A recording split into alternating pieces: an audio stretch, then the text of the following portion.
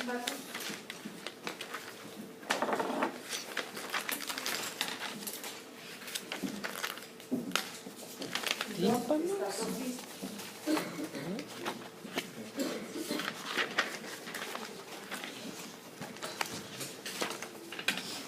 ¿Tímpanos?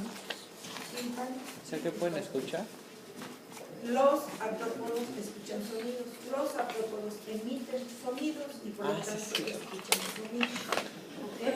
Muchos de los sonidos no son audibles a nuestro oído, pero en el mundo de los artrópodos es un mundo lleno también de ruido. Los sonidos que emiten. Hay diferentes zonas, estructuras por las que producen estos sonidos. Por ejemplo, en la cigarra, ¿qué es ese ruido tan intenso que escuchamos? En zonas semitropicales y tropicales. Esta estructura la vamos a encontrar en lo que es la parte ventral del abdomen. Vamos a encontrar una zona especializada, que en su momento les indicaré cómo está formada. ¿Okay? Entonces, con ella emite sonidos. Entonces, hay siempre estructuras que reciben los sonidos. No tienen oídos, ¿okay? Pero reciben sonidos. Acá no tienen nariz, pero reciben olores. ¿Okay? Bien, entonces estos tímpanos son áreas más sencillas o complejas y en un momento dado vamos a ver que puede estar ubicada en alguno de los apéndices locomotores, puede estar ubicado en los tímpanos, o en lo que es el tórax en posición pleural pueden estar ubicados los tímpanos. ¿De acuerdo? Ahí es donde pueden estar ubicados los tímpanos. Y vean ustedes, puede ser una zona que se ve como una plaquita oscura, semioscura.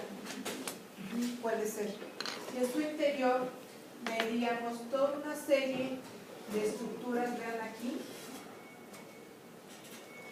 de células muy especializadas, células sensoriales especializadas, tráqueas, y se forman unas especies también como de laminitas, y esto es para que vibre y vaya vibrando de este grupo de células al otro. Y este es en sí el órgano timpánico. Entonces llega el sonido, ingresa con estas laminillas de estas células, se produce el sonido y captan de qué se trata. Y así es como se van comunicando. Maestra, nosotros no escuchamos ese sonido que ellos producen porque las ondas son diferentes. ¿O? Sí, la longitud de onda es diferente, la longitud de onda que nosotros lo escuchamos. Si vamos a la selva, muchachos, en la selva se escuchan una serie de sonidos y muchos de ellos son de artrópodos. Por ejemplo, las tarántulas, las arañas en sí son de hábitos nocturnos, es cuando salen a atrapar, a comer. Y en algunos casos, por ejemplo, los lugareños nos dicen, ¿escuchas ese sonido? Que no es tan fácil escucharlo. Pues sí, más o menos como que escucha uno el piar de un pollito. Todos han tenido alguna vez un pollito. ¿Lo han escuchado piar? Sí. Es algo semejante. Los lugareños nos dicen, quizás son tarántulas. Ay, qué miedo. Por ejemplo. Incluso vean ustedes, los alacranes perciben sonidos.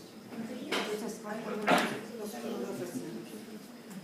Entonces, son longitudes de ondas que nosotros no percibimos. ¿Ok? ¿Sí? Pero bueno, dentro de los artrópodos también hay producción de sonidos y también escucha sonidos. ¿Ok? Entonces, estos serían, por ejemplo, un tipo de propio receptor. ¿Por qué? Porque el estímulo no es de contacto como tal, porque anteriormente estaban los propioreceptores dentro de mecanorreceptores. Pero aquí, en los propioreceptores, el estímulo no es un contacto como tal. Aquí son ondas sonoras, por ejemplo. Bien, y estatocistos. También vamos a encontrar, sobre todo en quienes, en crustáceos, los estatocistos. ¿Ok? Y ese típico estatocisto que ustedes ya revisaron en, por ejemplo, en nidarios. Sí. En nidarios.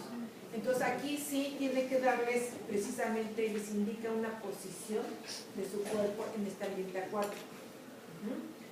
Y hablando también de esta posición, también tenemos algo semejante a esto, pero le llaman órganos pordotonales, son toda una serie de células también en una pequeña oquedad, que se encuentran en la base de las alas, en la base de las antenas.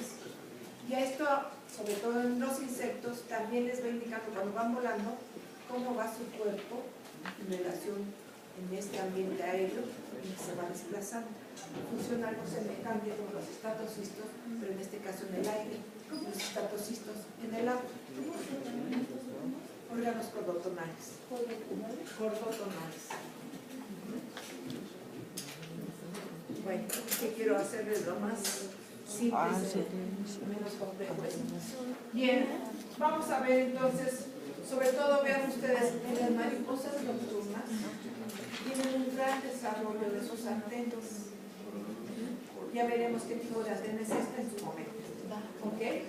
Entonces esto implica que hay una gran área de desarrollo y esto implica que tiene mayor capacidad de presentar, por ejemplo, quimiorreceptores. Entonces, sobre todo los organismos nocturnos, primero se dirigen por olores o sonidos y después ya por la vista. ¿Ok? ¿Sí? Lo que ocurre también, por ejemplo, en los